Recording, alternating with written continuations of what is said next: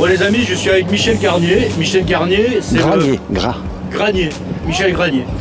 C'est le club de Cavaillon qui organise une marche nordique qui aura lieu le 10 décembre. C'est exact.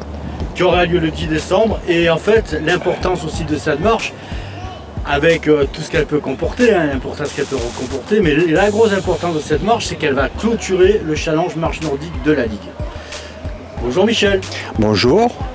Alors, est-ce que tu vas nous parler un petit peu de ta marche? Dis-moi comment elle est accolée à un trail. Donne-moi un petit peu le contexte de la marche. Le contexte de la marche, c'est il y a depuis de longues années à Noël, l'éco-trail de Noël, où il y a des trailers qui font 7 et 12 km. Nous avons essayé par 2 fois à introduire la marche nordique. Ça s'est fait avec quelques balbutiements, et l'année dernière nous avons eu une première qui n'était pas au challenge mais qui a été chronométrée, sur laquelle nous avons eu 130 marcheurs qui sont venus, des marcheurs du coin, puisque l'année dernière, la veille de la course, il y avait les championnats de France de marche nordique. D'accord. Donc c'est une marche, alors c'est la deuxième année, c'est ça que tu veux? C'est la première année où elle est inscrite au challenge sur les bases d'une MNLC, d'une marche nordique compétition nature. D'accord. Deuxième année d'organisation, mais première année d'inscription. Première année d'inscription. Sur le challenge. Sur le challenge. Alors, c'est un parcours, on a l'habitude d'avoir des parcours circuits sur des boucles de 2,5 km. Ça ne sera pas le cas cette fois-ci. Ce n'est pas le cas, mais en marche nordique, il y a 2 catégories quand même importantes. Il y a les boucles lors des MNC circuits, et il y a des épreuves nature qui participent à la qualification au niveau des 3 épreuves nécessaires pour accéder aux France, et à ce moment-là, ça s'appelle la MNC Nature, qui a des critères aussi imposés. Donc là, en fait, c'est pas sur des boucles de 2,5 km, mais c'est sur un vrai circuit, c'est sur le parcours du trail du 9 km, qui est l'éco-trail de Cavaillon. C'est sur ce parcours-là que va s'engager nos marcheurs le 10 décembre. Absolument, les marcheurs vont emprunter 9 des 12 km du trail, exactement sur les mêmes pas. La nature du terrain, alors, comment ça se passe? Elle est différente. Il y a un terrain qui est sur le bas, vraiment plat et très propice au geste parfait de la marche nordique.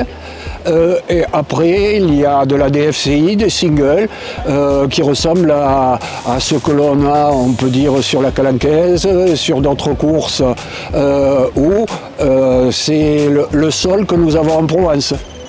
En termes de réglementation, justement sur les singles, comment on arrive à s'emménager le geste, les bâtons et ces fameux singles qui seront un peu plus difficiles? On fait appel quand même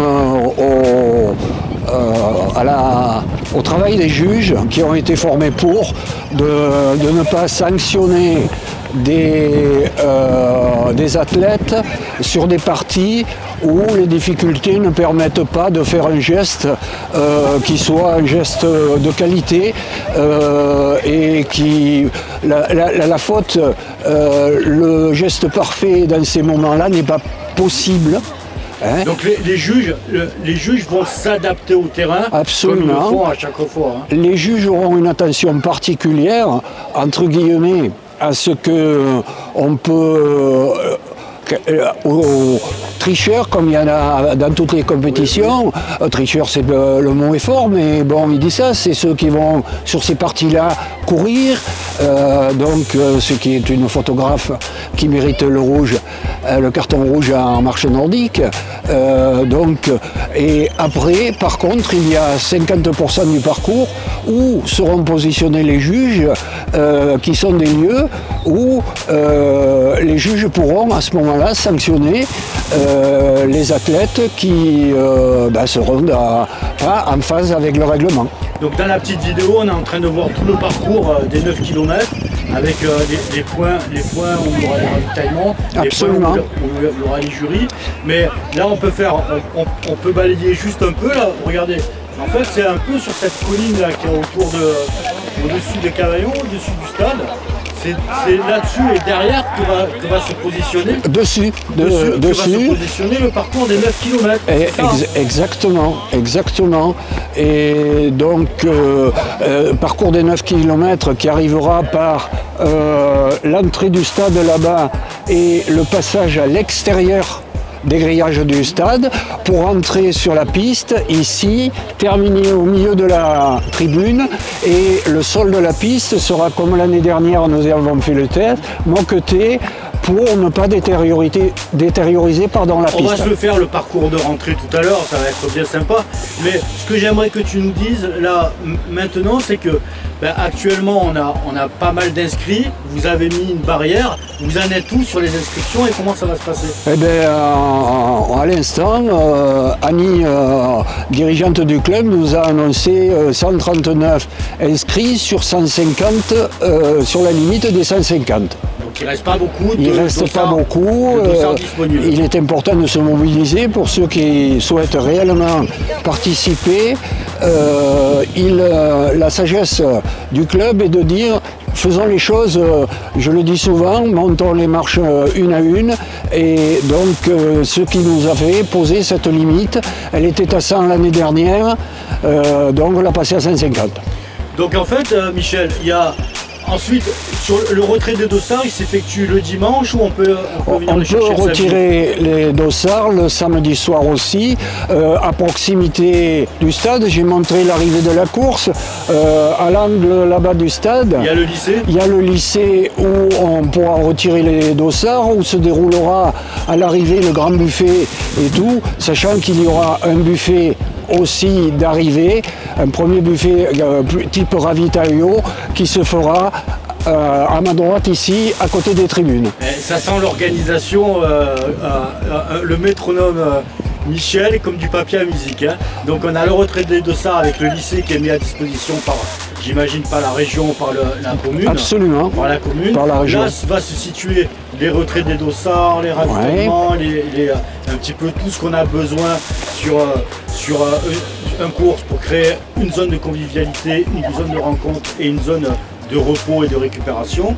Là, vous allez avoir une arrivée, on va vous la faire tout à l'heure, triomphale, avec une entrée sur le stade et un parcours qui a été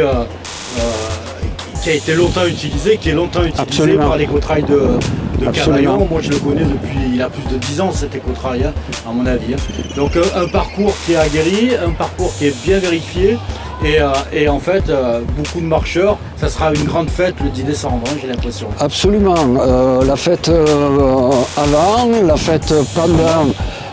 Parce que le parcours est balisé, c'est un parcours où il y a des pierres mais il y a aussi des racines et les trois baliseurs que nous sommes, marche nordique 7 km et 12 km, avons pointé sur ces racines un petit peu de peinture orange pour permettre le visuel, pour accentuer la capacité visuelle des Personne ne se perdra. Personne ne se perdra.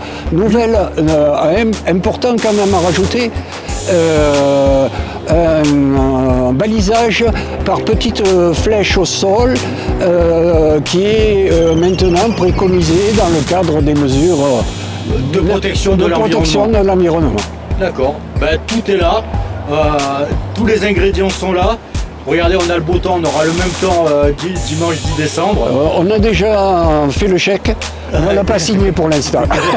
Ça marche. Michel, merci de ta disponibilité. On se donne rendez-vous donc le 10 décembre sur Cavaillon pour la clôture du challenge marche nordique de la Ligue, la clôture de cette année 2023. On vous promet une belle fête, on aura une belle fête. Bye bye, merci Michel. Merci Yves. On a les Alpilles en face. Et si vous avez la volonté de faire 150 mètres de plus, on va plonger vraiment sur la ville. On va y aller, Michel. Là, je profite, il y a Annie, là, mets-toi à côté de Michel.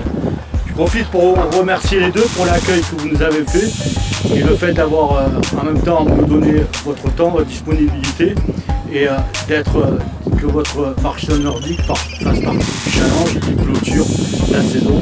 Donc c'est une merveille. Merci à vous deux. Merci à toi, Yves. Merci.